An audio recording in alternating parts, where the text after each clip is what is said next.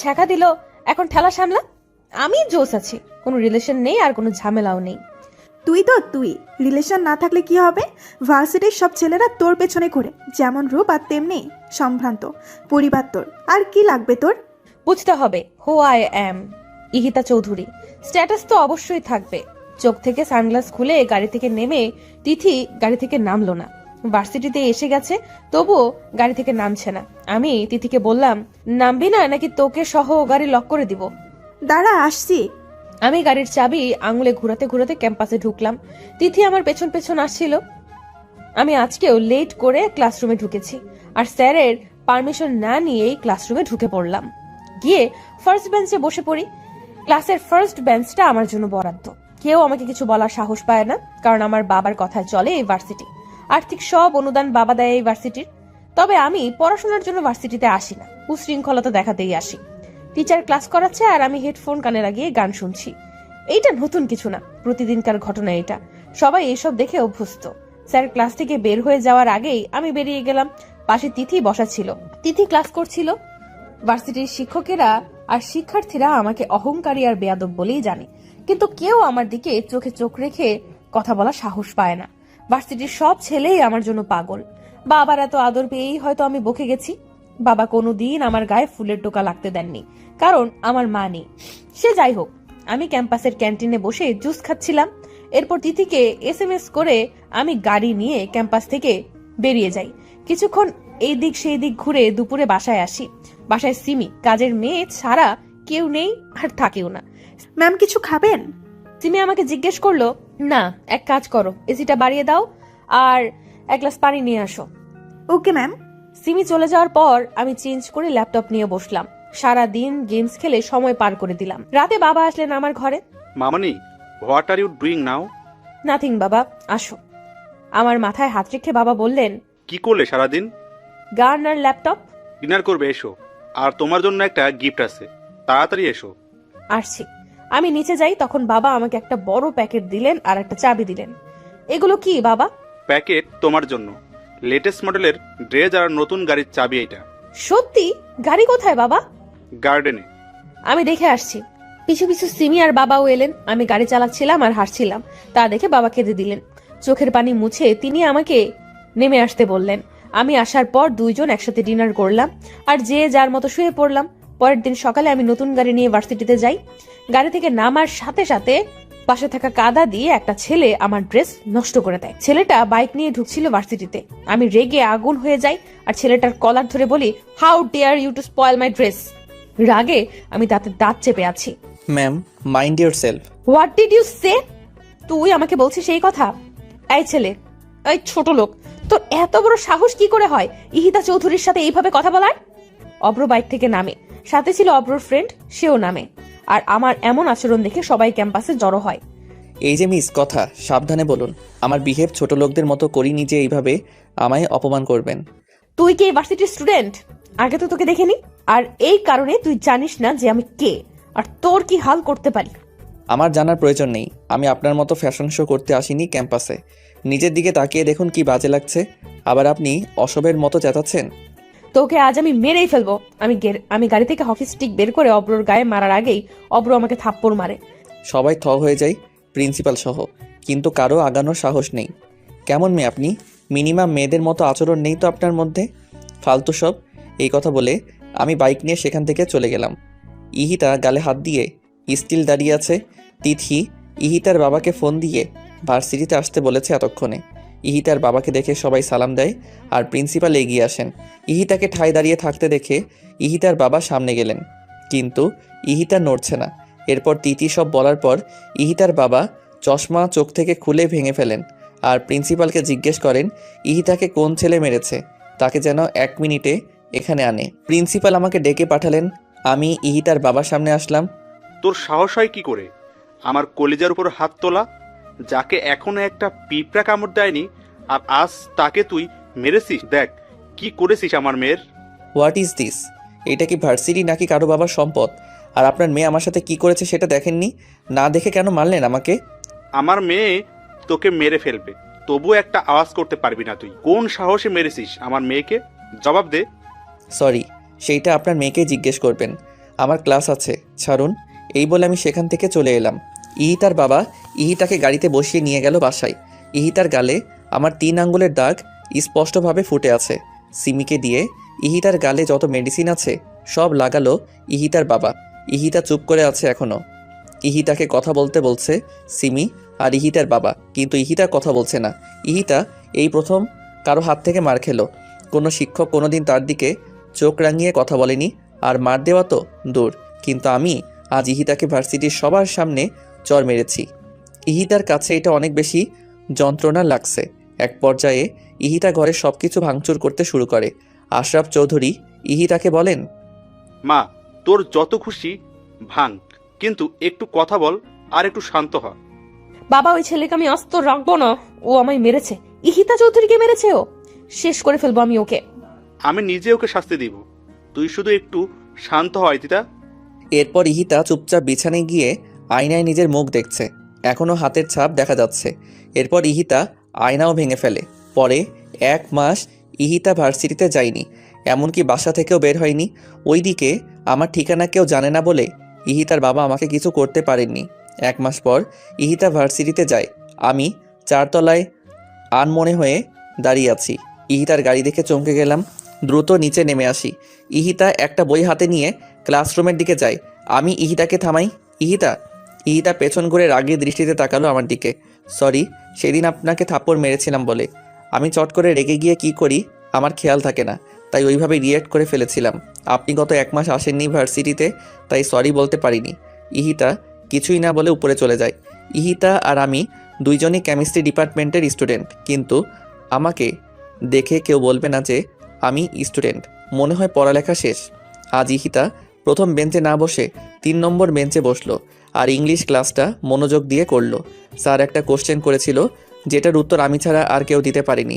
সবাই অবাক হয়ে যায় আর লেকচারার নিজে অভিভূত হয়ে যান আমার উত্তর শুনে। ইহিতা তখন উত্তরটা নোট করলো। ইংলিশ ক্লাস শেষ করে সবাই ল্যাবে গেল, কিন্তু ইহিতা বসেছিল। আমি বের হওয়ার আগে ইহিতাকে বললাম, যাবেন না ল্যাবে? That's none of your business, just go from here. Otherwise? হ্যাঁ, ওই দিন কিছু বলিনি, বাট এইটা ভেবো না ইহিতা কিছু করতে পারে না। ওকে, ভাবলাম না। এই বলে আমি চলে গেলাম। ক্লাস শেষ হওয়ার পর আমি ক্যাম্পাসে বন্ধুদের সাথে আড্ডা দিচ্ছিলাম। ইহিতা গাড়িতে উঠতে যাবে, তখন এক ভিক্ষুক এসে দাঁড়ালো ইহিতার সামনে। ইহিতা রেগে যায়। আমি ছাড়া আর কি কেউ নেই দান করার? আমার কাছে কেন আসলি? অব্রর এইটা দেখে প্রচন্ড রাগ হয়। আমার সামনে দাঁড়িয়ে মানিব্যাগ থেকে 500 টাকার একটা নোট বের করে ভিক্ষুককে দিয়ে সেখান থেকে চলে যেতে বলল। গাড়ি বাড়ি থাকলে মানুষ মানুষের মতো হয় না, অধিকাংশ ক্ষেত্রে কুকুরই হয়, যেমনটা আপনি নিচে। এই কথা বলে আমি 1 সেকেন্ড না দাঁড়িয়ে বাইক নিয়ে চলে গেলাম। আমি রাগে গাড়ি হাই স্পিডে চালিয়ে বাসায় এলাম। আমি বাবাকে ফোন করে বাসায় আসতে বললাম। বাবা অফিসের সব কাজ ফেলে বাসায় চলে আসলেন। বাবা, এই ভার্সিটিতে হয় ওই ছোট লোকটা থাকবে, নয়তো আমি। কোন ছোট লোক? ওই দিন যে আমায় মেরেছিল। ও আবার কি করেছে তোমায়? আজকে ও আমায় কুকুর বলেছে। কুকুর? হোয়াট? আমি এখনই প্রিন্সিপালের সাথে কথা বলছি। ওই ছেলেকে ভার্সিটি থেকে বের করে দিন। স্যার, সেটা সম্ভব না। হোয়াট? আপনি আমাকে বলছেন সম্ভব নয়? সরি স্যার, ছেলেটা অনেক মেধাবী আর আউটস্ট্যান্ডিং পার্সোনালিটি। ওর মতো ভার্সিটিতে সেকেন্ড কপি নাই। আর সবচেয়ে বড় কথা, এইবার ভিপি ইলেকশনে ইতিতা মামুনির বিরুদ্ধে অব্র দাঁড়াবে। হোয়াট? আমার মেয়ের বিরুদ্ধে? হ্যাঁ স্যার, তাই আর সেই চান্সটা নেই বের করার। পরে ভার্সিটির ছেলেমেয়েরা খেপে যাবে আর কমিশনার পর্যন্ত গড়াবে এই ঘটনা। তাই আমি আর রিস্ক নিতে চাচ্ছি না, মাফ করবেন। আমি ফোন রেখে দিয়ে ইতিতাকে সব বললাম, আর ইতিতা রাগে ফ্লাওয়ার ভাস ভেঙে ফেলে। ওই ছেলের সাহস হয় কি করে হিতার বিরুদ্ধে দাঁড়ানোর? আর বাবা, তুমি কিছুই করতে পারছো না। মামনি, প্রিন্সিপাল যেখানে অনর, সেখানে আমি কি করতে পারি? বাট তুই টেনশন করিস না, সবাই তোকেই জয়ী করবে। তুই মাথা ঠান্ডা করে একটু বাইরে থেকে ঘুরে আয়। নো, আমি কোথাও যাব না। পাগলামি করিস না ইতিতা, চল আমার সাথে বাইরে যাব। রেডি হয়ে আসি? যা, তাড়াতাড়ি আসবি কিন্তু। ওকে। বাবা আমার মন ভালো করতে বাইরে ঘুরতে নিয়ে যায়। সিটি ম্যাক্সের সামনে আমি অব্রকে দেখি আয়মান মির্জা আর মিসেস আয়মান মির্জার সাথে। আমি বাবাকে বলি গাড়ি থামাতে। বাবা, ওই ছেলে এখানে কি করছে, তাও আয়মান মির্জার সাথে? আয়মান মির্জা? কই দেখি। দেখো। সত্যিই তো আয়মান মির্জার সাথে এই ছেলে। আর এই ক্ষেত মার্কা ছেলেকে দেখ, কি স্মার্ট লাগছে। ব্যাপার কি? বাদ দাও, চলো এই কথা বলে আমি সেখান থেকে চলে এলাম। আয়মান মির্জা হচ্ছে ওয়ার্ল্ড ইয়াং লিডারশিপের মেইন লিডার। আমি বাসায় এসে ভাবতে লাগলাম, আয়মান মির্জার সাথে ওই ছেলে কেন? থাকতেও পারে, তা আমার কি? আমি এসব ভাবতে ভাবতে ঘুমিয়ে গেলাম। 3 দিন পর ভিপি ইলেকশন। ভার্সিটিতে এই নিয়ে অনেক হইচই হচ্ছে, কারণ এই প্রথম আমার বিরুদ্ধে কেউ ইলেকশন করছে। আমি যথারীতি ভার্সিটিতে গিয়ে যা করার তাই করলাম। কোনো ক্লাস না করে এই বাসায় চলে আসলাম। ইলেকশনের আগে পর্যন্ত আমি ভার্সিটিতে যাইনি। আমি ভার্সিটিতে না গেলে অব্র ক্লাস না করে বাইরে বসে থাকে মন খারাপ করে। এই 2 দিন অব্র তাই করলো, কারণ আমি আসিনি। ইলেকশনের দিন আমি আসলাম ক্যাম্পাসে, নীল রঙের শার্ট আর বাদামি রঙের প্যান্ট পরে, চুলগুলো খোলা আর সানগ্লাস পরা। অব্র অনেকক্ষণ তাকিয়েছিল, তারপর চোখ সরিয়ে নিজের কাজ করলো। আমাকে আর অব্রকে একসাথে থাকতে বলা হয়েছে, কিন্তু আমি সেই কথা না শুনে দোতলায় গিয়ে ফোনে গেমস খেলছি নিশ্চিন্ত মনে, কারণ আমার কনফিডেন্স আছে আমিই জিতবো। সারাদিন আমি একই জায়গায় বসে রইলাম। রাতে ইলেকশনের রেজাল্ট পাবলিশ করে প্রিন্সিপাল, আর রেজাল্ট আমার বিরুদ্ধে, অর্থাৎ অব্র জিতেছে ইলেকশনে। অব্রর কোনো ভ্রুক্ষেপ না করেই আমার দিকে তাকালো। আমি হাতের ফোন ভেঙে ফেলি আর গাড়ি নিয়ে খুব দ্রুত সেখান থেকে বেরিয়ে যাই। বাবা এই কথা শোনার পর প্রিন্সিপালকে প্রচুর থ্রেট করে। আমাকে তিনি সামলাচ্ছেন, আর অন্যদিকে আমি বাসায় গিয়ে ইহিতার কথা ভাবছি, মেয়েটা কি করছে না করছে এই নিয়ে। খুব বেশি বাড়াবাড়ি কি হয়ে যাচ্ছে? এসব ভাবতে ভাবতে আমি ঘুমিয়ে পড়ি। পরের দিন আমাকে ব্যাচ আর দায়িত্ব দেওয়া হয় আর শপথ করানো হয়, কিন্তু ইহিতা ভার্সিটিতে আসেনি। আমার মন ভীষণ খারাপ। এইভাবে 7 দিন চলে যায়, কিন্তু ইহিতা ভার্সিটিতে আসে না। এরপর আমি ইহিতার বাসায় চলে যাই। ইহিতা আমাকে দেখে অবাক তো হয়ই, সাথে তেলে বেগুনে জ্বলতে থাকে। আমি ইহিতাকে বললাম, ভার্সিটিতে যাও না কেন? আমাকে তুমি বলছো কোন সাহসে? ঝগড়া বাদ দাও, ভার্সিটিতে চলো। How dare you to force me? কোন সাহসে এসব কথা আসছে মুখ দিয়ে? ভিপি হিসেবে কলেজের প্রত্যেকটা স্টুডেন্টের প্রতি আমার দায়িত্ব রয়েছে, সো চলো। আমি যাব না না না। তুমি যাবে যাবে আর যাবে। আমার হাত ধরা সাহস কোথায় পেলি, ছোট লোক? যা খুশি বলো। ও হ্যাঁ, আজকে থেকে প্রতিদিন ভার্সিটিতে যাবে আর নিয়মিত ক্লাস করবে। আর মোস্ট ইম্পর্টেন্টলি, এসব ড্রেস আর পরা যাবে না। যাও তাড়াতাড়ি চেঞ্জ করে এটা পরে আসো। My foot. প্যাকেটটা ছুঁড়ে মেরে আমি বললাম, এইটাই যে তোমায় পড়তে হবে ইহিতা চৌধুরী। বের হ আমার বাসা থেকে। Just get out from here. আগে ভার্সিটিতে চলো। আর তুমি যদি স্বইচ্ছায় এই ড্রেসটা পরে ভার্সিটিতে না যাও, তাহলে আমি নিজের হাতে তোমায় এই ড্রেস পরাবো আর ভার্সিটির সবার সামনে তোমায় কিস করব। বলো কোনটাতে রাজি তুমি? How dare you bloody shit. Ihita, enough. যা বলেছো আর না। সোজা আঙ্গুলে ঘি উঠবে না। বুঝেছি, আঙ্গুল বাঁকা করতেই হবে। আমার বাসায় এসে আমার সাথে এই ব্যবহার? তোকে আমি দেখে নেবো ফাজিল। 10 মিনিটে আসো। ইহিতা দরজা লাগিয়ে দিল। 15 মিনিট পর ইহিতা রেডি হয়ে বেরিয়ে আসলো। আমি আর সিমি ইহিতার দিকে মুগ্ধ চোখে তাকিয়ে আছি। এইভাবে তাকিয়ে আছো কেন তোমরা? ম্যাম, কি সুন্দর লাগছে আপনাকে দেখতে। চুপ, তুমি চুপ বেয়াদব। যাও এখান থেকে। চলো। তোকে আমি দেখে নিব অব্র। দেখো, এখন চলো। আমি ইহিতাকে নিয়ে ভার্সিটিতে যাই আর সেকেন্ড বেঞ্চে ইহিতাকে বসিয়ে থার্ড বেঞ্চে ইহিতার পিছনে বসি। ইহিতার সামনে গিয়ে বলি, আজ সবগুলো ক্লাস মনোযোগ দিয়ে করে তারপর বাসায় যাবা। আর এর বিপরীতে কিছু হলে বুঝোই তো কি করব। তোকে আমি শেষ করে ফেলবো অব্র। সে পরে দেখবো। আগে ক্লাসগুলো করে নোট করে বাসায় গিয়ে পড়বে। ফোন হাতে দেখলেই খবর আছে। Just mind your language. তোর কথা শুনতে ইহিতা চৌধুরী বাধ্য নয়। 1000 বার বাধ্য। অব্র পেছনে ছিল, তাই আজ আমি সবগুলো ক্লাস ঠিকঠাক মতো করেছি। আজকে ভালোই লেগেছে আমার। তবে আমার এমন পরিবর্তনে শিক্ষকরা সহ সবাই খুশি। বেশ প্রাণোচ্ছল ভাবেই ক্লাস করেছি। তিনি এসব দেখে পুরো হা হয়ে তাকিয়ে আছে অব্রর দিকে। অব্র কি ইশারা করে তিথি জিজ্ঞেস করে, কেমনে সম্ভব? অব্র হাসি দিয়ে বুঝিয়ে দেয়, চাইলেই সম্ভব। ক্লাস করা শেষে আমি বের হয়ে যাই। অব্র সিঁড়ির পাশে দাঁড়িয়েছিল। এক ছেলে ভুলে আমার ওড়নায় পাড়া দেয়, যার কারণে আমি টান খেয়ে অব্রর হাতের উপর পড়ে যাই আর অব্র আমাকে ধরে। আমি পড়ার সাথে সাথেই পেছন ঘুরে তাকিয়ে দেখি ওড়নাটা সিঁড়িতে পড়ে আছে আর একটা ছেলে টিল সেখানে হা করে দাঁড়িয়ে আছে। অব্র আমার দিকে তাকিয়ে ওই ছেলের সামনে যায়। অব্র দেখে বুঝেছে ইচ্ছে করে ছেলেটা এমন করেনি। নেক্সট টাইম যেন এমন ভুল না হয়। জি ভাইয়া। যাও এখন। আমি ইহিতাকে ওড়নাটা দিলাম আর বইগুলো উঠিয়ে গাড়ি পর্যন্ত ইহিতাকে দিয়ে আসলাম। ইহিতা চলে গেল আমাকে কিছু না বলেই। আমি একটু মুচকি হাসলাম আর বাইক নিয়ে বেরিয়ে গেলাম। অব্র চলে যাওয়ার পর আমি বাইক নিয়ে চলে আসি। বাসায় এসে ড্রেস খুলে টুকরো টুকরো করে কাটি আর সেইগুলো ছাদে নিয়ে উড়িয়ে দেই। অব্রকে মনে মনে অনেক বকা দিচ্ছি। এরপর নিজের মতো করে এসে খাওয়া দাওয়া শেষ করে ল্যাপটপ নিয়ে বসি। এর মধ্যে আমার ফোন বাজলো। ফোন রিসিভ করার সাথে সাথে অপর পাশ থেকে একটা ছেলে বলল, কাজটা ভালো করলে না ইহিতা, এর মাসুল তোমায় গুনতে হবে। এই বলে ছেলেটা ফোন কেটে দিল। আমি ভ্যাবাচাকা খেয়ে গেলাম। কে ফোন করলো আর কেনই বা এসব বললো? আমি আবার কল ব্যাক করে দেখলাম, কিন্তু ফোন বন্ধ। আমি এসব পাত্তা না দিয়ে আবার নিজের কাজে মনোযোগ দিলাম। বাবা বাসায় আসার পর একসাথে ডিনার সেরে শুয়ে পড়লাম। আমি ভাবতেও পারিনি আগামীকাল আমার জন্য কি অপেক্ষা করছে। আমি সকালে ঘুম থেকে উঠে শর্ট ড্রেস পরে ভার্সিটিতে যাব বলে গাড়ি নিয়ে বের হলাম। অর্ধেক রাস্তা যাওয়ার পর আমি খুব জোরে গাড়ি ব্রেক করলাম, তাই হোল্ডিং এর সাথে লেগে আমার মাথা কেটে যায়। গাড়ি ব্রেক করার কারণ হলো সামনে একটা কার দাঁড়ানো। আমি কপালে টিস্যু ধরে বেরিয়ে আসি। গাড়িটার সামনে যাওয়ার পরেই আমাকে জোর করে সেই কারে বসানো হয় আর একজনকে ফোন করে বলে আমার গাড়ি বাসায় দিয়ে আসতে। আমি গাড়িতে উঠে অব্রকে দেখে চমকে যাই আর প্রচন্ড রেগে যাই। আই ছোট লোকের বাচ্চা, তুই আমায় কেন এইভাবে নিয়ে আসতি? কোথায় নিয়ে যাচ্ছিস আমাকে? একদম কথা কম বলবে, নয়তো মুখে স্কচ টেপ মেরে দিব। গাড়ি থামা, I say stop the car. এরপর অব্র আর কোনো কথা না বলে আরো জোরে গাড়ি চালাতে থাকে, কিন্তু আমি অনর্গল চেঁচিয়েই যাচ্ছি। এক পর্যায়ে আমি গাড়িতে থাকা বটল ছুঁড়ে মারি বাইরে। এতে জানালার কাঁচ ভেঙে যায়, কিন্তু অব্র তবুও থামলো না।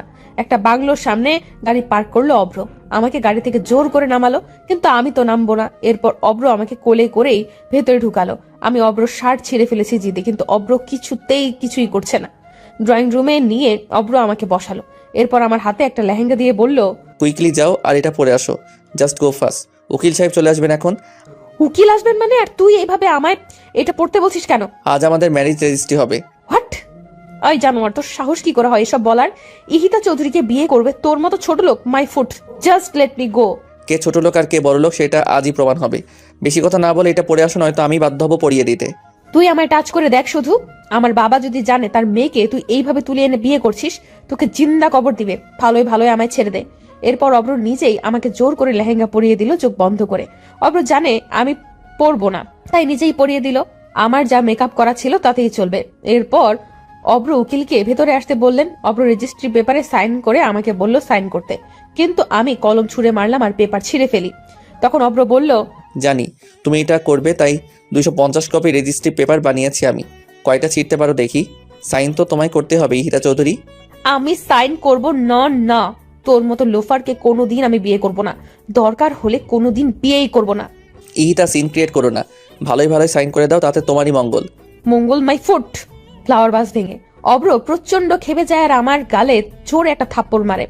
এরপর আমার হাত ধরে পেপারে সাইন করায়। সাইন করানো শেষ হলে উকিলকে চলে যেতে বলে অব্র। উকিল চলে যাওয়ার পর অব্র আমার ঘাট ধরে গালে আর কপালে চুমু দেয়। সরি, আমি তোমায় মারতে চাইনি, কিন্তু তোমার জেদের জন্যই তুমি মার খেলে। বাসায় চলো এখন। ইহিতা নড়ছে না দেখে আমি ইহিতাকে কোলে নিয়ে গাড়িতে বসাই। এরপর ড্রাইভ করে নিজের বাসায় যাই। বাসার সামনে এসে আমি ইহিতাকে নামতে বলি। এরপর ইহিতা নেমে যায় আর অনেক অবাক হয়।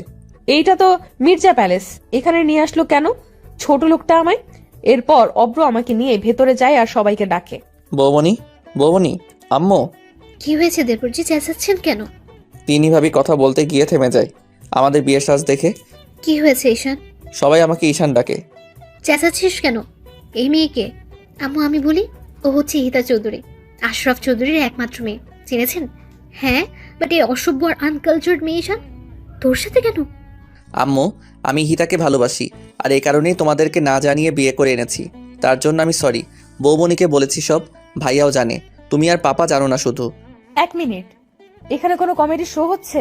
তুই ফ্যামিলির ছোট ছেলে, আই মিন ঈশান মির্জা। হ্যাঁ ইহিতা। কিন্তু আমি যতটুকু জানি আয়ান মির্জার ছোট ছেলে লন্ডন থেকে পড়াশোনা করে আর সেখানে সে সেটেল। তাহলে ভার্সিটিতে তুমি কেন ছিলে? তোমার জানা ভুল নয়, আমি লন্ডন থেকে পিএইচডি করেছি ইন ইংলিশ। হোয়াট? তাহলে এই ভার্সিটি?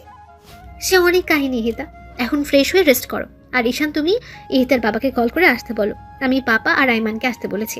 ঠিক আছে বৌমনি। আর আম্মু, তোমার সাথে আমার কিছু কথা আছে, তোমার ঘরে চলো। আর বৌমনি, তুমি ওকে আমার ঘরে নিয়ে যাও। তোর সাথে আমার কোনো কথা নেই ঈশান। আমার ছেলে আজ বিয়ে করেছে, তাও আমাদের না জানিয়ে। বা ঈশান বা। আম্মু একবার শুনুন ওকে বলতে চাই, তারপর না হয় সবটা বিচার করবে। বৌমা, তুমি ওকে সাপোর্ট করছো? না মা, আমি শুধু আপনাকে শুনতে বলছি ঈশানের কথাগুলো। আয় আমার ঘরে। মাসে এখান থেকে চলে গেলেন, যাও। আর শুনো, রেখে যেও না, ঠান্ডা মাথায় বুঝিও। আমি ঈশানকে কথা বলে ইতাকে নিয়ে উপরে গেলাম, আর ঈশান পা টিপে টিপে আম্মুর ঘরে গেল। আম্মু সরি, তো তোমার ছেলে না হয় একটা ভুল করে ফেলেছে, মাফ করে দাও। না ছাড় তুই আমাকে। আমি কোনো সাধারণ ঘরের মেয়েকে আমার ছোট ছেলের বউ বানাতে চেয়েছিলাম, যে হবে নম্র ভদ্র, ঠিক আমার তিন্নি মায়ের মতো। এই বেয়াদব মেয়ের মতো মেয়েকে চাইনি। আম্মু বৌমনির সাথে কারো তুলনা চলে না। ইহিতা অনেক ভালো মেয়ে, কিন্তু শাসনের অভাবে এমন হয়ে গেছে। প্লিজ আম্মু, ওকে কষ্ট দিও না, কারণ জানোই তো ওর মা নেই। আমার জন্য হলেও অন্তত ওকে মেনে নাও। তুমি আর বৌমনি হেল্প করলেই ও ঠিক হয়ে যাবে। প্লিজ আম্মু, প্লিজ। ঈশান, আমি কোনো ফোর্স শুনবো না। যা তুই এখান থেকে। ওয়েল স্টাবলিশ করেছি তোদের দুই ভাইকে। আমি আর তোর পাপা মিলে কোনোদিন কোনো কিছুতে অপূর্ণ রাখিনি। দেশের বাইরে রেখে মানুষ করেছি তোদের, যাতে কোনো বাজে সঙ্গ না পাস। কিন্তু ঈশান, আজ তোর ভাইয়ের স্ট্যাটাসটা কোথায় থাকবে, আর তোর পাপারই বা ইমেজ কোথায় থাকলো? তা বারো কি ভাবলি না? তোর কথা আমি বাদই দিলাম। 14 বছর পর দেশে এসে 14 দিন যেতে না যেতেই এই কাজ করে ফেললি। আম্মু মাফ করে দাও আমায়, জীবনের প্রথম আর শেষ ভুল এইটাই। ঈশান, লিভ মি অ্যালোন।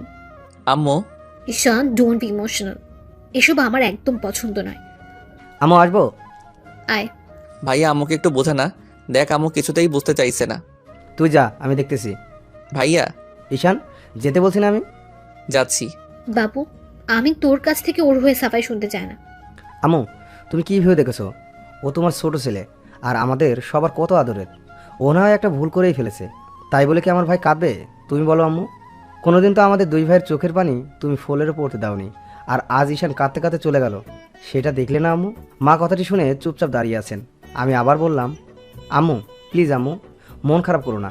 5 বছর ধরে ঈশান ঈশিতাকে পাগলের মতো ভালোবাসে, যার কারণে ও বাংলাদেশে আসে। আজ কি ওর ভালোবাসা বৃথা যাবে আম্মু? 25 বছর ধরে আমি মানুষ করলাম, সেই মূল্য কি ও দিয়েছে বাবু? আম্মু, তোমার মূল্য ও কি করে দিবে? তোমার ভালোবাসার কোনো মূল্য আমাদের কাছে নেই আম্মু। ইহিতা ঠিক হয়ে যাবে, শুধু সময় লাগবে। তুমি আর তিন্নি ওকে সাপোর্ট করো, দেখবে সব ঠিক হয়ে গেছে। আম্মু, এই নাও নেকলেস, ইহিতাকে বরণ করো এইটা দিয়ে। আইমান একটা হীরার নেকলেস আমার হাতে দিয়ে বলল, বাবু প্লিজ আম্মু, চলো। চল। থ্যাংক ইউ আম্মু, জানি তুমি বুঝবে। আমার আম্মু বেস্ট। হয়েছে, এখন চল ঈশানের ঘরে।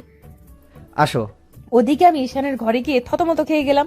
দেওয়ালে সব জায়গায় ঈশানের ছবি। এত সুন্দর লাগছে ঈশানকে, যা আমি মুগ্ধ হয়ে শুধুই দেখছি। ভাবি বলল, এটাই আমার দেবর। আর এতদিন যে রূপ দেখেছো সেটা সাময়িক, শুধুমাত্র তোমার জন্য। আমার স্মার্ট দেবর তোমার জন্য খ্যাত সাজলো। এতে অবশ্য আমি আর তোমার ভাইয়া অনেক রিয়াক্ট করেছিলাম, কিন্তু ও পরে মানিয়ে নিয়েছে, কারণ লাভ এট ফার্স্ট সাইট বলে একটা কথা আছে। আপনাকে আমি পার্সোনালি চিনি না, কিন্তু আপনার বিষয়ে যতটুকু জানতাম আপনি তার থেকে অনেক বেশি ভালো। তাই? আমি মোটেও ভালো না, যখন বকবো তখন বুঝবে। তিন্নি আসবো? আসো। তুমি কখন আসলে? 20 মিনিট হবে। ঈশান কই? ও তো ঘরে আসে নাই। কেন, আম্মুর সাথে না ছিল? দাঁড়াও আম্মু, আমি ঈশানকে নিয়ে আসছি। আমি ছাদে গিয়ে ঈশানকে পেলাম, আর ঈশান দাঁড়িয়ে দাঁড়িয়ে কাছে। ঈশান, তুই আবারও কাঁদছিস? ভাইয়া তুমি? চল, কোথায়? সারপ্রাইজ আছে, চল। আমি ঈশানকে নিয়ে ঈশানের ঘরে গেলাম। ঈশানকে দেখে ইহিতা রেগে গেল, কিন্তু তিন্নির ইশারাতে থেমে গেল ইহিতা।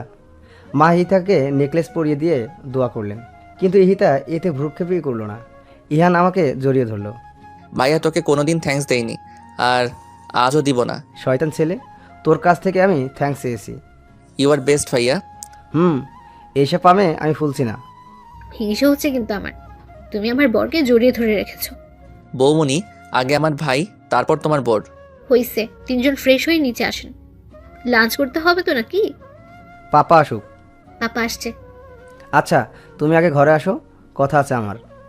চলো। এরপর সবাই ঈশানের ঘর থেকে চলে গেল। ঈশান আর ইহিতা দুজন দু প্রান্তে দাঁড়িয়ে আছে। ইহিতা আর আমি দুইজন দুই দিকে দাঁড়িয়ে আছি। আমি ইহিতাকে বললাম, লাঞ্চ করবে? ফ্রেশ হয়ে এসো, আমি গেস্ট রুমে যাচ্ছি ফ্রেশ হতে। আমি বাসায় যাব এন্ড রাইট নাও। ইহিতা, যা বলেছি করো, বেশি কথা বলে আমাকে রাগিও না। ঈশানের আসল রূপ কিন্তু তুমি দেখোনি। আসল রূপ? I don't care who are you. আমি আমার জায়গায় থাকলেই হবে। বিকেলে আমি বাসায় চলে যাব। আগে তো দেখো ঘর থেকে বাগানে যেতে পারো কিনা, আর বাসা তো অনেক দূর। তোর মন তো নির্লজ্জ, আমি খুব কম দেখেছি। এইটা স্বাভাবিক, ভালোবাসার কাছে নির্লজ্জ না হলে তা আদায় করা যায় না। ভালোবাসা মাই ফুট। তোর এই ভালোবাসাই তোকে বিপদে ফেললো। বিপদে পড়িনি, আর তুই বলার মতো সম্পর্ক না এখন তোমার আর আমার মধ্যে, তাই তুমি করে বলো। তুমি যাও, তোর মতো চিটারকে ইথিকা কখনোই তোকে তুমি বলবে না। ইহিত, একটা কথা বলি শুনো। আম্মু, পাপা, বৌমনি আর ভাইয়া, এই 4 জন যাতে তোমার কাছ থেকে যথেষ্ট রেসপেক্ট পায়। আমাকে যা ইচ্ছা বলো তুমি, কিন্তু ওদের দিকে কোনোদিন চোখ তুলেও কথা বলবে না। সেই দিন তাহলে আমি কি করব তোমায় জানি না। এই বাসায় আমি থাকলে তো বিহেভের কথা আসবে। আমি আজই চলে যাব। ওই যে বললাম, গিয়ে আগে দেখাও। ইহিতা কিছু বলার আগে ভাবি নক করে রুমে। আমি আসতে বললাম ভাবিকে।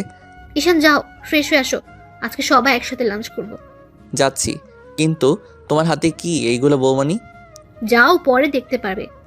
যাচ্ছি। ঈশান চলে যাওয়ার পর আমি ইহিতার সামনে গিয়ে দাঁড়ালাম আর ইহিতাকে বললাম, ইহিতা ফ্রেশ হয়ে এই শাড়ি আর গহনাগুলো পরবে। ইহিতার হাতে দিয়ে বললাম। হোয়াট? আমি এসব পড়তে পারবো না, আমাকে টি শার্ট দিন। ইহিতা, মির্জা পরিবারের বউরা কখনো এসব পরে না। এই পরিবারের একটা ট্রেডিশন আছে, তোমাকেও সেটা মানতে হবে, অন্তত দিনের বেলাতে। বৌমনি, আই কান্ট। ইহিতা, তুমি পারবে। তুমি শাড়ি পরে দেখো কতটা ভালো লাগবে তোমাকে। আর আজ তোমার আর ঈশানের সবচেয়ে মধুর একটা দিন। নিজেকে সুন্দরভাবে সাজাও ওর জন্য, দেখবে ও অনেক খুশি হবে। বৌমনি, আমার কোনো ইচ্ছে নেই ওই স্টুপিডটার জন্য শাস্তে। ওকে আমি ঘৃণা করি, জাস্ট হেট হিম।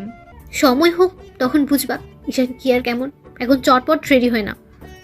ওর সম্পর্কে জানার কোনো ইন্টারেস্ট নেই আমার, আর আমি শাড়ি পরতে পারি না। আমি হেল্প করব। যাও গোসল করে আসো আগে, ওয়াশরুমে টাওয়াল রাখা আছে। যাচ্ছি। ইহিতা বের হয়ে আসার পর আমি ইহিতাকে সুন্দর করে সাজিয়ে দিলাম আর ইহিতাকে শাড়ি আর গহনা পরিয়ে দিলাম। দেখো তো এখন কেমন লাগছে নিজেকে। ইহিতা অবাক হয়ে যায় নিজেকে দেখে। শাড়ির সাথে যেই ইথিকাকে যায় না সেই ইথিকা আজ শাড়ি পরেছে আর গা ভর্তি গহনা। অবাক লাগছে নিজেকে দেখে। কি বললে না কেমন লাগছে?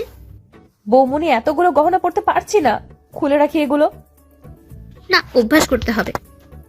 কিন্তু অনেক ভারী তো। কিচ্ছু হবে না, এখন নিচে চলো। আমি ইহিতাকে ডাইনিং এ বসালাম আর শৈলীকে বললাম সবাইকে ডেকে নিয়ে আসতে। আইমান আম্মু দুজন এসে গেছে, ঈশানের পাপা এখনো আসেনি। আমি পাপাকে ডেকে নিয়ে আসলাম। ইহিতাকে দেখে পাপা বললেন, মার্শাআল্লাহ, আমাদের ঈশানের পছন্দ আছে বলতে হবে। রাহেলা, পাপা দেখতে হবে তো ভাইয়া কার। ভাবি আমাকে ইশারা করে বলল পাপাকে সালাম করতে। আমি সালাম করে দিলাম। আমি সালাম দিলাম শুধু, আর কিচ্ছু বললো না। ঈশান চুল নাড়াতে নাড়াতে সিঁড়ি দিয়ে নামছিল। চেয়ার টান দিয়ে বসতে যাবে তখন সরাসরি আমার দিকে চোখ পড়ে ঈশানের। ভাইয়া আর ভাবি দুজনের দিকে তাকিয়ে হাসছে। ঈশান হা করে সবার সামনে তাকিয়ে আছে আমার দিকে। আমিও ঈশানকে এইভাবে দেখে কয়েক সেকেন্ড তাকিয়েছিলাম, পরে আবার চোখ সরিয়ে নেই। ভাইয়া ঈশানের পায়ে চিমটি দেয় আর ঈশানের কানের সামনে গিয়ে বলে, এইভাবে তাকিয়ে আছিস কেন? আজ প্রথম দেখলি নাকি? ঈশান থতমত খেয়ে যায় ভাইয়ার কথা শুনে। ভাবি যখন ঈশানের প্লেটে ভাত দিচ্ছিল তখন ঈশানকে আস্তে করে বলে, রাতে দেখো মন ভরে, এখন খাও। তখনও ঈশান আমার দিকে অপলকে তাকিয়েছিল। ভাবি ঈশানকে আমার পাশে গিয়ে বসতে বলল। ঈশান তখন উঠে গিয়ে আমার পাশে বসে। ভাবি ভাইয়ার পাশে বসে পড়ে। সবাই খাওয়া শেষ করে, কিন্তু আমি খাচ্ছি না। মিসেস মির্জা বললেন, ইহিতা খাচ্ছ না কেন? বসে আছো যে? ঠিকই তো। ইহিতা, কি হয়েছে? খাচ্ছ না কেন? রান্না ভালো হয়নি? না আসলে কি হয়েছে বলো। আমি নিজের হাতে খাইনি কখনো, চামচ ধরতে আনইজি লাগছে। ও এই কথা। ঈশান, ইহিতাকে খাইয়ে দে। না আমি খেতে পারবো না, পারবে না। ততক্ষণে খাবার খেয়ে আম্মু আর বাবা টেবিল থেকে উঠে গেছেন। ইহিতা খুব আনইজি ফিল করছিল, ঘেমে যাচ্ছে পুরো ইহিতা। আমি ঈশানকে ধমক দিয়ে বললাম, তোমার ভাইকে বলে শোনা না ঈশান? শুনেছি, দিচ্ছি তো। ইহিতার প্লেট হাতে নিয়ে আমি হা করতে বলি ইহিতাকে। ইহিতা কিছু বলে না, সে আমার হাতে খাবে না এইটাই বোঝাতে চাইছে। আমি বুঝেও না বোঝার ভান করে ইহিতাকে জোর করে খাইয়ে দেই। ভাইয়া তখন ভাবিকে বলল, আমিও তোমায় খাইয়ে দিই, হা করো। তিনি হেসে দেয় আর আমার হাত থেকে খাবার খাই। তিনি ইহিতাকে বলছে, এখন খেতে পারছো? ইহিতা বললো শুধু। খাওয়া শেষ করে সবাই উঠে গেল। আয়মান ডেকোরেটরদের সাথে কথা বলছে আর বাসর সাজানোর ব্যাপারে। আমার পছন্দ মতো ঈশানের ঘরকে সাজানো হয়েছে। ইহিতা আমার ঘরে ছিল আর ঈশান বসেছিল। সন্ধ্যায় ইহিতার বাবা মির্জা প্যালেসে আসলেন। ঈশানের উপর প্রচন্ড রেগে যান উনি। তারপর আয়মান ওনাকে বোঝায়, কিন্তু উনি মানতেই চাচ্ছেন না। কেন চাচ্ছেন না সে কারণও বলছেন না। তখন আব্বু আর বাবা চৌধুরীকে বোঝান, তবুও উনি শান্ত হতে পারছেন না। ইহিতা চলে যেতে চায় বাবার সাথে, কিন্তু ঈশান ইহিতার হাত ধরে আছে খুব শক্ত করে। ইহিতার হাতে ঈশানের 5 আঙ্গুলের ছাপ পড়ে গেছে। কোনোভাবেই ছাড়াতে পারছেন ইহিতা নিজেকে ঈশানের কাছ থেকে। ঈশান তখন চৌধুরীকে বলল, বাবা, ও এখন আমার স্ত্রী। আপনার থেকে বেশি অধিকার এখন আমার ওর উপর।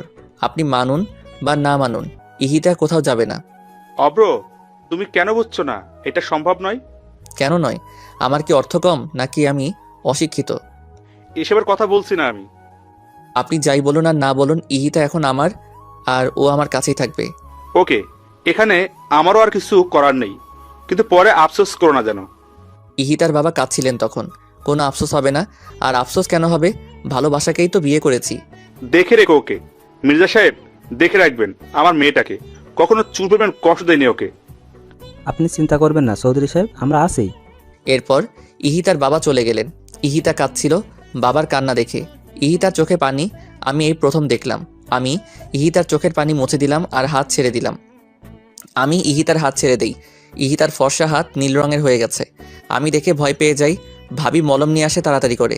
আমি মলম লাগাতে যাব, তখন ইহিতা বলে, লাগবে না, ব্যথা পাইনি আমি। এই কথা বলে আমি উপরে চলে যাই। ঈশানও মলম নিয়ে পিছু পিছু আসে। আমি গেস্ট রুমে গিয়ে বসি আর চাদর খামচাচ্ছি জেদে। ঈশান এটা দেখে বুঝতে পারলো আমি অনেক রেগে আছি। ঈশান আমার সামনে আসলো, আমার হাত টান দিয়ে নিজের পায়ের উপর রাখে। কি হচ্ছে কি? ইহিতা প্লিজ মলমটা লাগাতে দাও। আমি সরি, বুঝিনি এমন হয়ে যাবে। Don't touch, just leave me alone. Ihita please. No, I am all right. যা ইচ্ছে হয় আমাকে বলো, কিন্তু মলমটা লাগাতে দাও হাতে, নয়তো ব্যথা করবে আর ফুলে যাবে। যাক, তুই হ্যাপি হবি তো তখন। ইহিতা, এটা কি ধরনের কথা বলার স্টাইল? সরি, পারমিশন না নিয়ে আসার জন্য। আরে না বৌমনি, পারমিশন কিসের? বসো। এই ঘরে কেন তোমরা? তোমাদের ঘরে যাও। না, আমি এখানেই থাকবো, ওই ঘরে যাব না।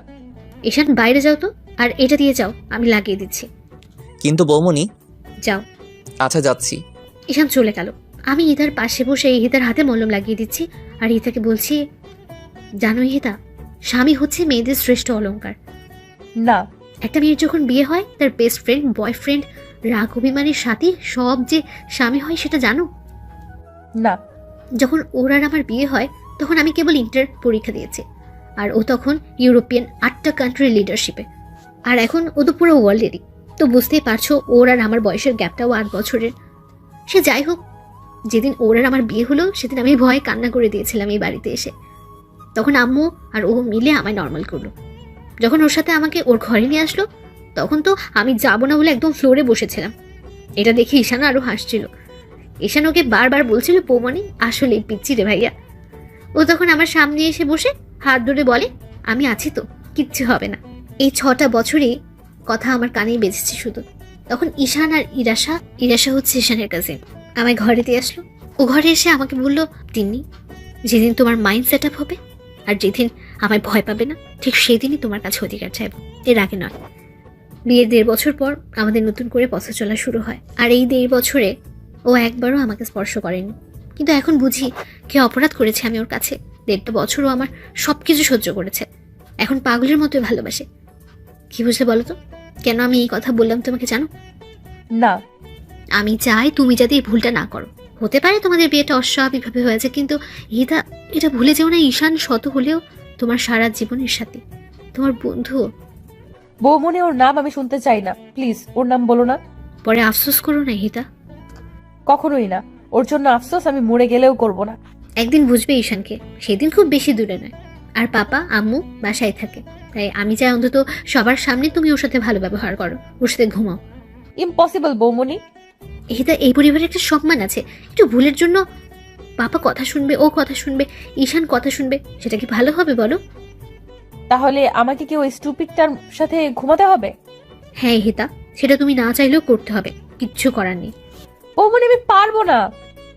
চলো আমার সাথে। আমি ইহিতাকে হাত ধরে ঈশানের ঘরে নিয়ে যাই। ঈশান তখন ব্যালকনিতে দাঁড়িয়ে বাইরে দেখছিল। আমি ঈশানকে ডাকি, ঈশান এসে দাঁড়ায় আমার সামনে। আমি ইহিতার হাত ঈশানের হাতের উপর রেখে বলি, সারা জীবন দেখে রাখতে পারবে তো? পারবো। Have a nice moment, bye. এই কথা বলে আমি চলে গেলাম দরজা লক করে দিয়ে। আমি তখনই একটা ঈশানের হাতের উপর থেকে আমার হাত সরিয়ে দূরে দাঁড়ালাম। ইহিতা চিন্তা করো না, আমি কাপুরুষ নই যে তোমায় ছুবো তোমার অনুমতি ছাড়া। ইহিতা কিছু বলল না। ইহিতা বসো, আজকে তোমায় কিছু কথা বলি। না, আমি কিছু শুনতে চাই না তোর মুখ থেকে। শোনা যে দরকার তোমার, বোরিং কিছু বলবো না। এরপর ইহিতা ড্রেসিং টেবিলের সামনের টুলে বসলো আর আমি ইহিতার বিপরীতে সোফায় বসলাম, দূরত্ব কয়েক হাতের। আমি ইহিতার দিকে তাকিয়ে বলি, প্রথম দেখেছিলাম 11ই জানুয়ারি 2013 বিকেল 5:56 এই লন্ডন থেকে এসেছি, বাংলাদেশে 3 দিন হবে।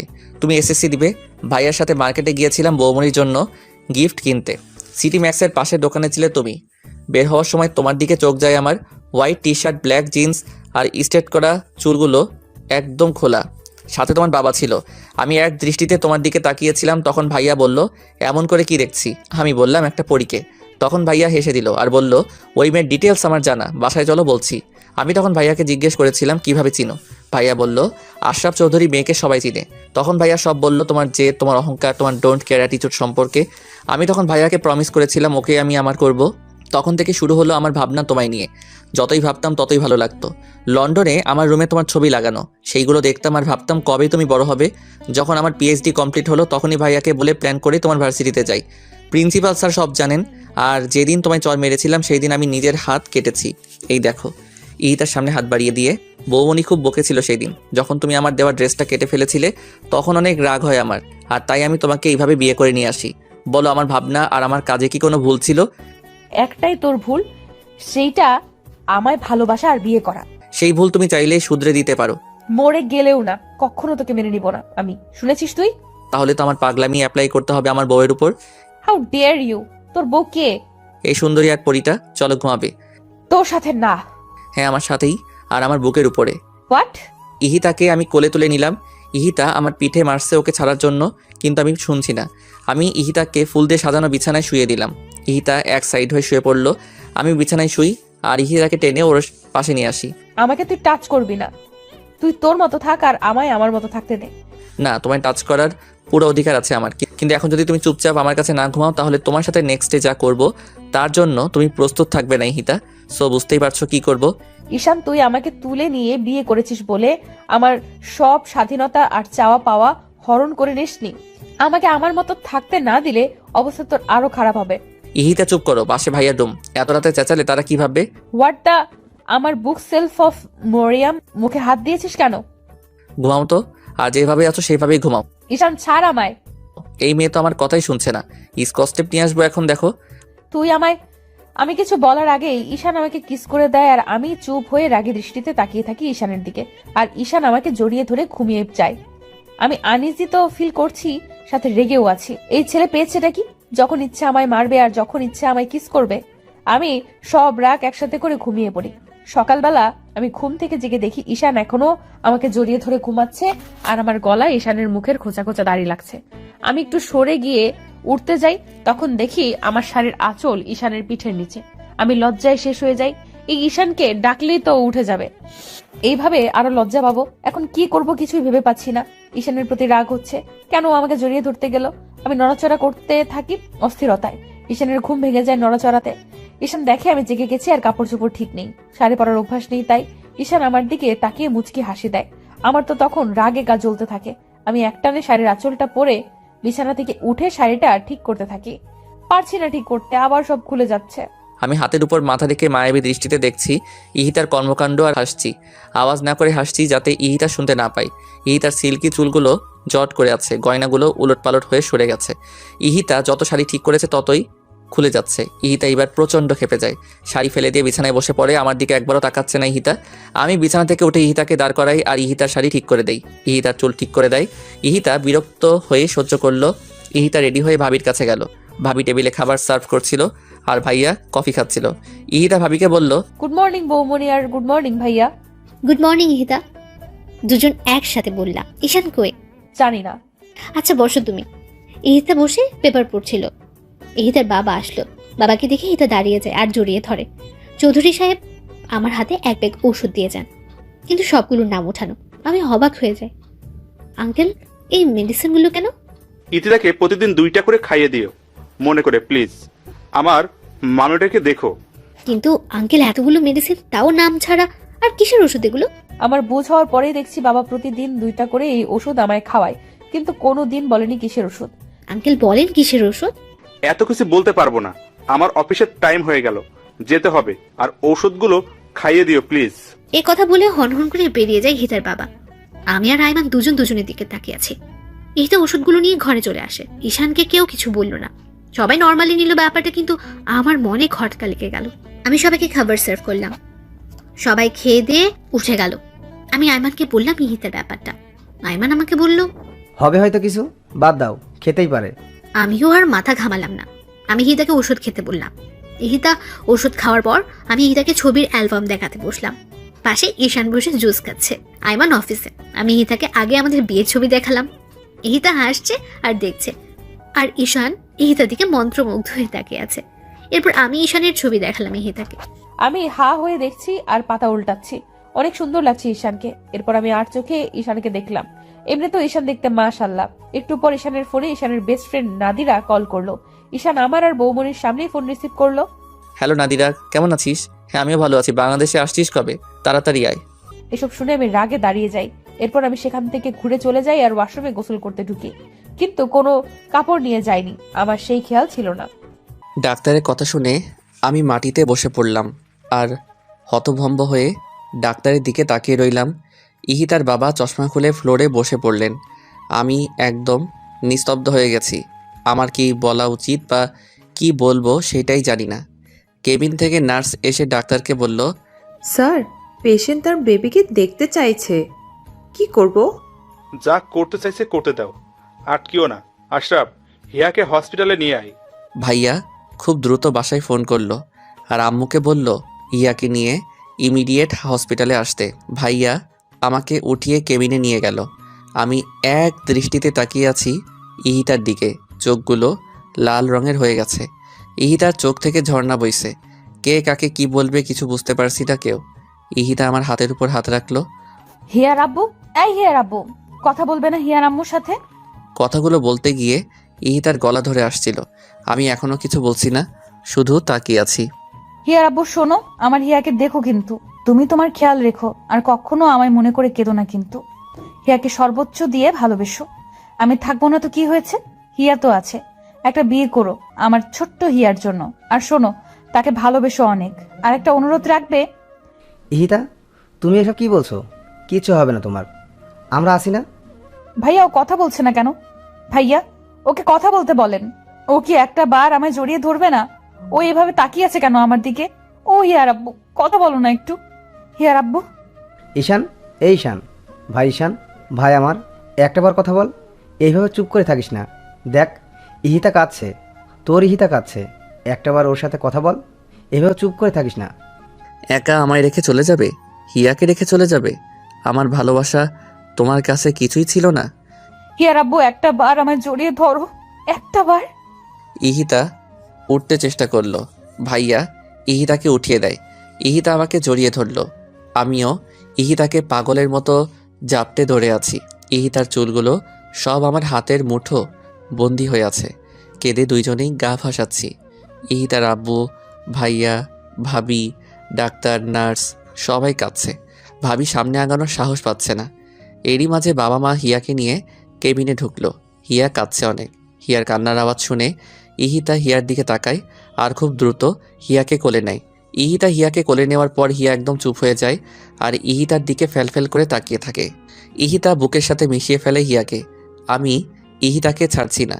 ইহিতার কপালের সাথে কপাল লাগিয়ে বললাম, এই ছোট্ট হিয়াটা কি থাকতে পারবে ওর আম্মুকে ছাড়া? ও হিয়ার আম্মু, তুমি প্লিজ কোথাও যেও না হিয়াকে আর আমাকে ছেড়ে। আমি বেঁচে থেকেও যে মরে যাব। ইহিতা সোনা, প্লিজ তুমি যেও না কোথাও। আমি পারবো না তোমাকে ছাড়া থাকতে।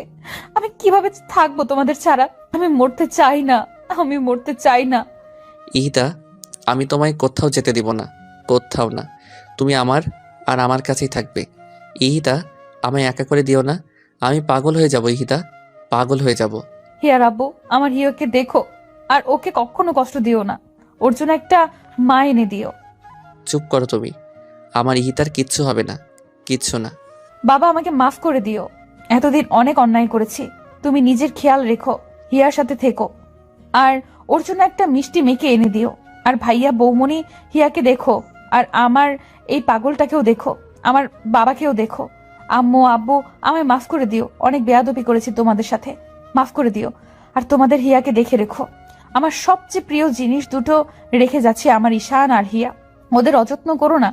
কেউ কিছু বলতে পারছে না, শুধু কাঁদছে। নার্সরা সবাই বেরিয়ে গেছে এই দৃশ্য সইতে না পেরে। মায়ের কোলে সন্তান রেখে মা মারা যাচ্ছে, এর থেকে দুর্ভাগা হয়তো এই দুনিয়ায় কেউ নেই। আমি ঈশানকে ছেড়ে দিয়ে হিয়াকে ঈশানের কোলে দিলাম। কাঁদবে না একদম, আর ঠিক মতো খাওয়া দাওয়া করবে। হিয়াকে খাওয়াবে, গোসল করাবে, খেলবে ওর সাথে। সব দায়িত্ব তোমায় দিয়ে গেলাম, কিন্তু কোনো দায়িত্ব নিতে যদি ভুল করেছো তো দেখো। আমি কেমনে থাকবো ইহিতা? আমায় নিয়ে যাও না তোমার সাথে। তোমায় ছাড়া আমি কেমনে থাকবো বলো ইহিতা, বলো। তুমি কেন বুঝছো না ইহিতা ছাড়া? ঈশান আমার কথা শেষ করার আগেই ইহিতা আমার বুকের উপর মাথা কাত করে দেয় আর হিয়ার উপর এক হাত ফেলে দেয়। আমার তখন বুক ধুক করে ওঠে, আমার হাত কাঁপছে। ভাইয়া হিয়াকে নেয় আমার কাছ থেকে, আর আমি ইহিতার মাথা নাড়িয়ে দেখি ইহিতা কথা বলছে না। আমি ইহিতার গাল ধরে বলি, ইহিতা, এই হিয়ার আম্মু, কোথায় গেলা তুমি? এই ইহিতা, ইহিতা। ইহিতার বাবা চুপ হয়ে যায়, আর ডাক্তার আমাকে সরিয়ে দেয় ইহিতার সামনে থেকে। ভাবি সেন্সলেস হয়ে যায়। ভাইয়া হিয়াকে সিমির কাছে দিয়ে ভাবির জ্ঞান ফিরালো। ভাবি তখন ভাইয়াকে জড়িয়ে ধরে হাউমাউ করে কেঁদে দেয়। ইহিতার মুখের দিকে তাকিয়ে আছি আমি। হিয়া অনেক কান্না করছে, হিয়ার কান্না কেউ থামাতে পারছে না। আমি তখন হিয়াকে কোলে নেই। হিয়াকে কোলে নিয়ে আমি ইহিতার লাশের সামনে যাই। হিয়া তখন ইহিতার জামা ধরে টানাটানি করছিল, কিন্তু ইহিতার নির্জীব শরীর আর তার আদরের মেয়ের ছোঁয়া বুঝতে পারছে না। আমি হিয়াকে বুকে জড়িয়ে নিয়ে শুধু কাঁদছি। সামনে ইহিতার মায়াভরা মুখটি চোখ বন্ধ করে রেখেছে সারা জীবনের জন্য। ইহিতার বাবা কিছু বলছে না। ডাক্তার সাগর ইহিতার বাবাকে সামলাচ্ছেন। ভাইয়া ভাবি আমার কাছে এসে দাঁড়ায়। ভাবি হিয়াকে আমার কোল থেকে নেয়, ভাইয়াকে জড়িয়ে ধরে হাউমাউ করে কেঁদে দেয় আমি। ভাইয়ারে আমি থাকবো কিভাবে এই মায়াপরীকে ছাড়া? আমার হিয়া থাকবে কিভাবে? ও এইভাবে আমাদের দুইজনকে একা ছেড়ে চলে গেল কেন? ভাইয়া কথা বলো। আর কখনোই তো ও আমায় বলবে না খাইয়ে দাও, বলবে না দুষ্টামি করো না। ভাইয়া আমার বুকটা যে ফেটে যাচ্ছে রে ভাইয়া। ইহিতাকে এনে দাও ভাইয়া, এনে দাও। আমি মরে যাবো ওকে ছাড়া। ভাই তুই কাঁদিস না। তুই এইভাবে ভেঙে পড়লে হিয়ার আম্মুকে কে দেখবে বল? এখন তোর উপরে দায়িত্ব কত তুই জানিস না। শক্ত কর নিজেকে। ভাইয়া আমি ইহিতাকে ছাড়া থাকতে পারবো না। ভাইয়া এনে দাও ওকে। ভাইয়াও কাঁদছে, কিন্তু কি বলবে? ভাবি করিডোরে দাঁড়ায় হিয়াকে নিয়ে। মা বাবাও ভাবির পাশে বসে কাঁদছে। 1 ঘন্টার মধ্যে ইহিতাকে দাফন করা হলো। আমি হাতে মাটি লাগা থাকা অবস্থায় হিয়াকে নিয়ে কবরের সামনে বসে পড়লাম, আর চোখের পানি দিয়ে কবর ভিজাচ্ছি। হিয়াও চিৎকার করে কাঁদছে।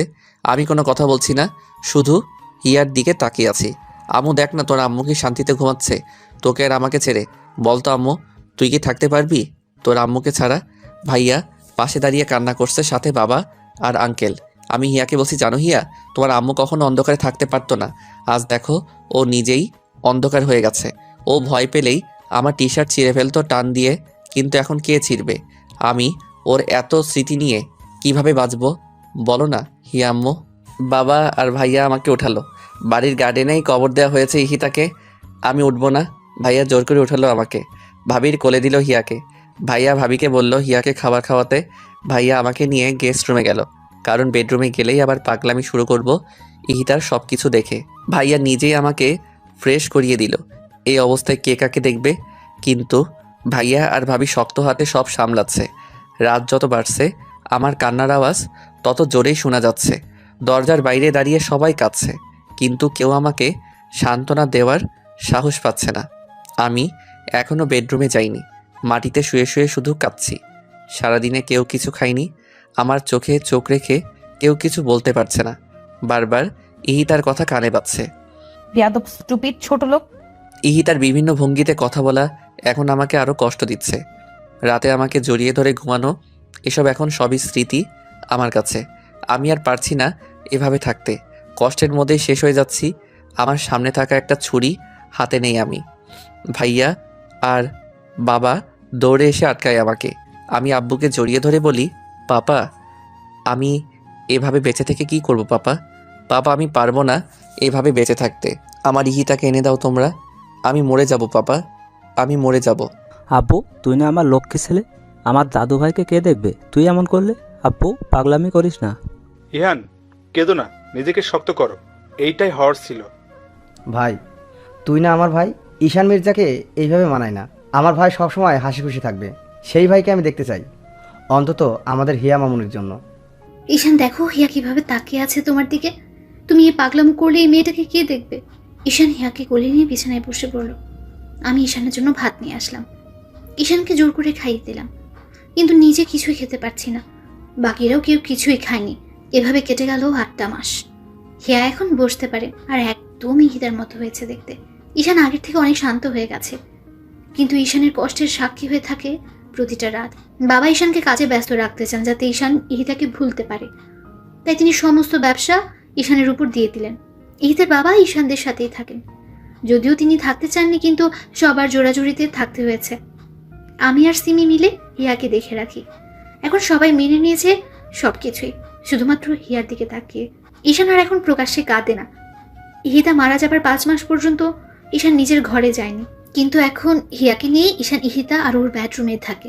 সারাদিন অফিস করে রাতে ফিরে যখন হিয়ার মায়াবী মুখটা দেখে তখন ঈশান সব ভুলে যায় আর ফ্রেশ না হয়ে মেয়ের সাথে খেলতে শুরু করে। তখন আমি এসে ঈশানকে বকা দিই আর তখন ঈশান ফ্রেশ হতে যায়। কিন্তু একটা রাত ঈশান ঘুমোতে পারে না, শুধুই ছটফট করে। ঈশান এর মাঝে হিয়াকে নিয়ে পার্মানেন্টলি লন্ডন যেতে চেয়েছিল, কিন্তু আমরাই যেতে দেইনি। এখন সবাই নতুন করে ঈশানের জীবন সাজিয়ে দিতে চাইছে, কিন্তু ঈশানকে কেউ কিছুই জানায়নি। এমনকি ইহিতার বাবাও চান ঈশান নতুন করে আবার জীবন শুরু করুক। একদিন আমি মিটিংয়ে রাঙামাটি যাই। ফেরার সময় হিয়ার সাথে লাইভ কন্ট্যাক্ট করতে করতে ফিরি। ভাবি হিয়ার সামনে ফোন দিয়ে রেখেছে আর আমি হিয়ার সাথে কথা বলছি। হিয়া এখন পাপা বলতে পারে।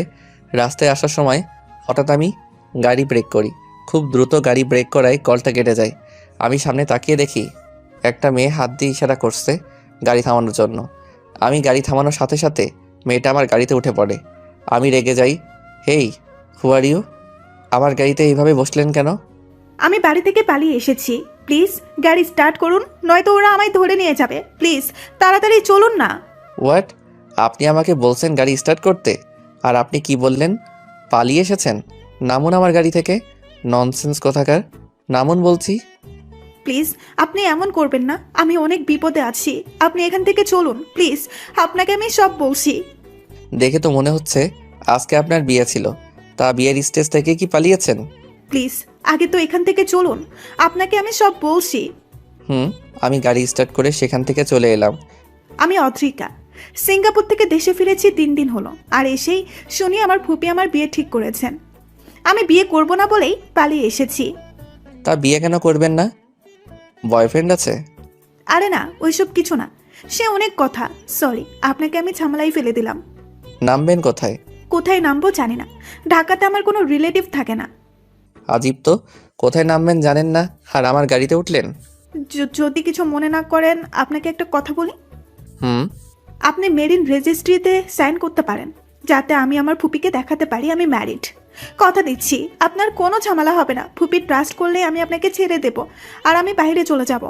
লোকটা এই কথা শুনে গাড়ি খুব জোরে ব্রেক করলো আর বলল, কি বললেন আপনি? আসলে আমার ছেলে ফ্রেন্ডদের সবাইকে ফুপি চিনে তো, তাই, নয়তো ওদেরই হেল্প নিতাম। নামুন আমার গাড়ি থেকে, just get down from my car. আমি অদ্রিকাকে রাগে গাড়ি থেকে নামিয়ে দিলাম। অদ্রিকা অসহায়ের মতো তাকিয়েছিল আমার দিকে, কিন্তু আমি এতটাই রেগে গেছি বিয়ের কথা শুনে, যা বলার বাইরে। তাই আমি অদ্রিকাকে একা ফেলেই চলে গেলাম। কিছু দূর যাওয়ার পর ভাবি ফোন দেয়। ফোন রিসিভ করে বলো, বৌমণি। আর কতক্ষণ লাগবে আসতে? হিয়া কাছে কিন্তু। ঘন্টাখানেক লাগবে বৌমণি। মেজাজ এত চওড়া কেন? এমনি। বলো কেন? এরপর আমি ভাবিকে সব বললাম। এসব শুনে ভাবি রেগে গেল আমার উপর। কাজটা তুমি ঠিক করলে না ঈশান। ভুল কি করেছি বৌমণি? ওই মেয়ের সাহস হয় কি করে আমার ইহিতার জায়গা চাওয়ার? মেয়েটা নিশ্চয়ই কোনো বিপদে পড়েছে তাই এমন করে বলেছে। তুমি যাও, ওকে ফিরিয়ে নিয়ে আসো। আর সেটা আমি বলছি ঈশান। কিন্তু বৌমণি। কোনো কিন্তু না ঈশান, আদ্রিকাকে নিয়ে বাসায় ঢুকবে। ফোন রাখছি আমি। আমি এইবার কন্ট্রোলের বাইরে চলে গেলাম। রাগে গাড়ি ঘোরালাম আর গাড়ির স্পিড 85 কিলোমিটার পার আওয়ার করলাম। আমি যেখানে অদ্রিকাকে নামিয়ে দিয়েছিলাম সেখানে অদ্রিকা বসেছিল। ও কোনো ফোন আনেনি যে কাউকে ফোন করবে, আর কাকেই বা করবে ফোন। এসব ভেবে ভেবে অদ্রিকা পাগল হয়ে যাচ্ছে। আচমকাই আমার গাড়ি অদ্রিকার সামনে থামলো। অদ্রিকা আমাকে বলল, আপনি গাড়িতে বসেন অ্যান্ড ফার্স্ট, আমায় তাড়াতাড়ি বাসায় যেতে হবে। কিন্তু জাস্ট শাট আপ, যা বলেছি করুন। এরপর অদ্রিকা গাড়িতে বসলো। আমি অদ্রিকাকে পেছনে বসতে বললাম। অদ্রিকা চুপচাপ বসে আছে। প্রায় 2.25 ঘন্টা পর আমি বাসায় আসলাম। আমার বাসা দেখে অদ্রিকা অবাক হলো। এত সুন্দর আর এত বড় বাসা। আমি আগে আগে চলে গেলাম আর অদ্রিকা পিছু পিছু আসলো। ভাবি ড্রয়িং রুমে বসে হীরার সাথে খেলছিল, সাথে সিমি ছিল। আমি এসে আগে হিয়াকে কোলে নিয়ে চুমু খেলাম। ভাবি অদ্রিকাকে জিজ্ঞেস করলো, আদ্রিকা, অ্যাম আই রাইট? আদ্রিকা ভ্যাবাচিকা খেয়ে গেল আমার কথা শুনে। জি, কিন্তু আপনি জানলেন কিভাবে? ঈশান ফোনে বলেছে। ও, আসলে আমি জানতাম না উনি বিবাহিত আর আপনার মতো কিউট একটা ওয়াইফ আছে। ওনার আর এই মায়াপুরীটা আছে। সরি আমার ভুলের জন্য। তুমি কি বললে? ঈশান আমার ভাই হয়, আমার দেবরও। এই মেয়ের মাথায় প্রবলেম আছে বৌমণি, সেইটা তোমায় আগেই বলেছিলাম। তোমার জন্যই এই উটকো ঝামেলাকে আনতে হলো আমার। সরি, আমি বুঝিনি আসলেই। It's okay. তাহলে এই বেবিটা? ঈশানেরই মেয়ে। ও, বাবুর আম্মু কোথায়? আমার এই কথা শুনে ঈশান রেগে গেল আর বলল, গেস্ট হয়ে এসেছেন, সেই মতোই থাকবেন, বেশি কথা একদম বলবেন না। ওর কথা কিছু মনে করো না, ওর জীবনের রঙিন সময় হারিয়ে গেছে একটা আকস্মিক দুর্ঘটনায়। মানে? এরপর তিন্নি ভাবি আমাকে সব বলল। আমি কেঁদে দিলাম, সাথে সিমি আর ভাবি কাঁদছে। এত বড় একটা ঘটনা ঘটে গেছে ওনার সাথে। এই মায়াপুরীটা কিভাবে আছে মায়ের আদর ছাড়া? ঈশানের ভালোবাসায় মেয়েকে চোখের আড়াল করে না ঈশান। হয়তো ঈশান মুখে কিছু বলে না, কিন্তু ওর নিঃশ্বাস আর প্রশ্বাস জুড়েই হিতা আছে। সকালে যখন মামুনিকে আনতে যাই তখন বুঝি কত রাত ঘুমায় না ঈশান, কিন্তু কেউ কিছু বলতে পারি না আমরা। ও কষ্ট পাবে বলে এখন নিশ্চয়ই ঈশান কাঁদছে। আমি বুঝতে পারিনি। যাও তুমি ফ্রেশ হয়ে আসো। সিমি, ওকে গেস্ট রুমে নিয়ে যাও, আলমারিতে নতুন কাপড় রাখা আছে, যেটা ইচ্ছে পরে নিও। আচ্ছা। অদ্রিকা ফ্রেশ হয়ে ভাবির কাছে যায়। ভাবি লাঞ্চ সার্ভ করছিল। আমি এখনও নিচে নামিনি। হিয়াকে ঘুম পাড়িয়ে দিয়ে নিচে খেতে আসলাম। অদ্রিকা একটু দূরে দাঁড়িয়েছিল। আমার চোখ মুখ ফোলা আর চোখ লাল হয়ে আছে, সেইটা অদ্রিকা আর ভাবি দুইজনই খেয়াল করলো। অদ্রিকা নিজেকে দোষ দিচ্ছে এসবের জন্য। মা, পাপা, ভাইয়া কেউ বাসায় নেই, সবাই রাতে আসবে। আমি খুব দ্রুত কোনো রকম খেয়ে উঠে নিজের ঘরে চলে গেলাম। ভাবিও আর কিছু জিজ্ঞেস করলো না। লাঞ্চ শেষ করে ভাবি আর অদ্রিকা একসাথে বসলো। ভাবি অদ্রিকার প্রবলেম সম্পর্কে জানতে চাইলে অদ্রিকা সব বলল। ঘটনাটা ছিল, অদ্রিকার বাবা মা মারা যাওয়ার আগে অদ্রিতাকে সব সম্পত্তি দিয়ে যান, কিন্তু অদ্রিকার ফুপি সেই সম্পত্তি পাওয়ার জন্য ফালতু একটা বেকার ছেলের সাথে অদ্রিকার বিয়ে দিতে চায়, কিন্তু অদ্রিকা সেখান থেকে পালিয়ে আসে।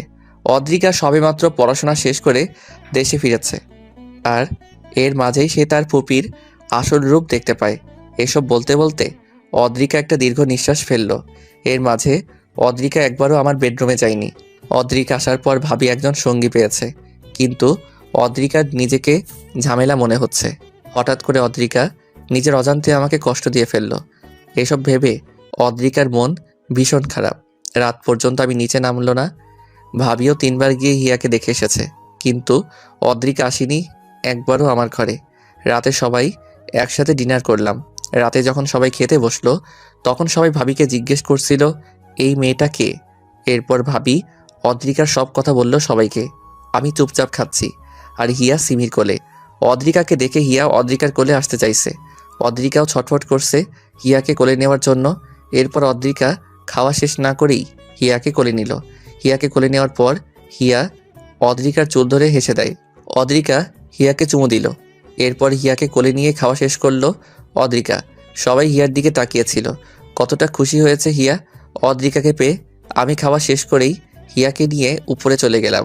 হিয়া তখন কেঁদে দিল, কিন্তু আমি হিয়াকে থামাতে থামাতে উপরে উঠে গেলাম। অদ্রিকার মন খারাপ হয়ে গেল আমার এমন ব্যবহারে। অদ্রিকাকে তখন ভাবি বলল, কিছু মনে করো না। না বৌমনি। রাতে আমি গেস্ট রুমে ঘুমিয়ে পড়লাম। খাওয়া দাওয়া শেষ করে ইতিহার বাবা, ইহানের মা, ঈশানের পাপা, ভাবি আর ভাইয়াকে ডাকলো। মেয়েটা তো ভালোই বৌমা। হ্যাঁ মা, অনেক হাসি খুশি একটা মেয়ে। দেখতেও অনেক সুন্দরী, আর হায়ার এডুকেশনও। হ্যাঁ আঙ্কেল, আসলে আপনারা যদি অনুমতি দেন তাহলে আমি একটা কথা বলবো। বলো। আজকে হিয়া আদ্রিকার কোলে অনেক খুশি ছিল। মনে হলো আদ্রিকাকে ও আগে থেকেই চেনে, আর ঈশানের সারাটা জীবন পড়ে আছে। তাই আমি চাইছি যদি আদ্রিকা রাজি থাকে তাহলে ঈশানের সাথে আদ্রিকার বিয়ে দিলে কেমন হয়? বৌমা, আমরাও এই কথাটাই ভাবছিলাম। ছেলেটার কত একা থাকবে, ওর তো একটা চাওয়া পাওয়া আছে, আর ওর মন থেকে ইহিতা স্মৃতি মুছার জন্য একটা ওয়ে দরকার। আর এইটা হচ্ছে অদ্রিকার মতো ভালো আর রুচিশীল একটা মেয়ের সঙ্গ। হ্যাঁ ব্যয়, আপনি ঠিক কথাই বলেছেন। কিন্তু পাপা, ঈশান তো রাজি হবে না, আর ও চাইবে না আবার বিয়ে করতে। জানি আইমান, কিন্তু ওকে তো রাজি করাতে হবে, নয়তো এই ছোট মেয়েটা তো মায়ের আদর থেকে সারা জীবন বঞ্চিত হবে। ঈশানকে বলে দেখবো আমরা কালকে সন্ধ্যায় বলবো যখন ও বাসায় আসবে। পাপা, আমিও একটু খোঁজ নিই অদ্রিকার। কালকের মতো খোঁজ নিচ্ছি আমি। সেইটাই ভালো। আমি হিয়াকে ঘুম পাড়িয়ে বারান্দায় দাঁড়িয়ে আছি। আমার কিছুতেই ঘুম আসছে না। এই বারান্দায় দাঁড়িয়ে কত মজা করেছে আমি আর ইহিতা, সেসব ভেবেই কাঁদছি। বারবার মনে হয় এই বুঝি ইহিতা ফিরে আসবে আর বলবে আমি এসে গেছি। তো আর কত কাঁদবে। তার 8 মাসের ছোট্ট মেয়েটা মাত্র 7 দিনে পেয়েছে মায়ের আদর, আরও একটা নির্ঘুম রাতের সমাপ্তি হলো আমার। সকালে রেডি হয়ে টেবিলে আসলাম ব্রেকফাস্ট করার জন্য। ওয়ালেটের ঘড়ি নিয়েছো ঈশান? নিশ্চয়ই নাওনি। সরি বৌমনি, ভুলে গেছি, আমি নিয়ে আসছি। দাঁড়াও, তোমায় যেতে হবে না, আমি নিয়ে আসছি। ফাইল নিয়েছো সব? হ্যাঁ, ভাবি আমার ঘরে গিয়ে সব নিয়ে আসলো। হিয়া অদ্রিকার সাথে সোফায় বসে খেলছে। আমি হিয়াকে দেখছি, হিয়া কতটা খুশি। আমি নাস্তা করে হিয়াকে আদর করে চলে গেলাম। হিয়াকে নিয়ে খেলতে খেলতে অদ্রিকা আমার ঘরে গেল। দেয়ালে শুধুই ইতিহার ছবি আর হিয়ার ছবি। ইতিহার ব্যবহার করা পারফিউমটাও দেখতে পেলাম। অনেক সুন্দর ঈশানের রুমটা, কিন্তু সব জায়গাতেই শোকের অনেক বড় একটা ছাপ। আমি চলে আসলাম ঈশানের রুম থেকে। আমার জামা কাপড় গুছাচ্ছি হিয়াকে সিমের কোলে দিয়ে। আমি চলে যাব, কারণ আমি চাই না ঈশান আবার কষ্ট পাক আমার জন্য। তিন্নি ভাবি আমাকে খুঁজতে যখন গেস্ট রুমে আসলো, তখন দেখলো আমি রেডি হচ্ছি। কি ব্যাপার, কোথায় যাচ্ছ? আমি অবাক হয়ে আদ্রিকাকে জিজ্ঞেস করলাম। বৌমনি, চলে যাচ্ছি। একটা দিন তো আপনাদের অনেক কষ্ট দিলাম, আর কত। বুঝলাম, তা যাবেন কোথায়? সিঙ্গাপুরেই চলে যাব। ব্যাংকে ক্যাশ যা আছে সেইগুলো নিয়ে। ফুপি তো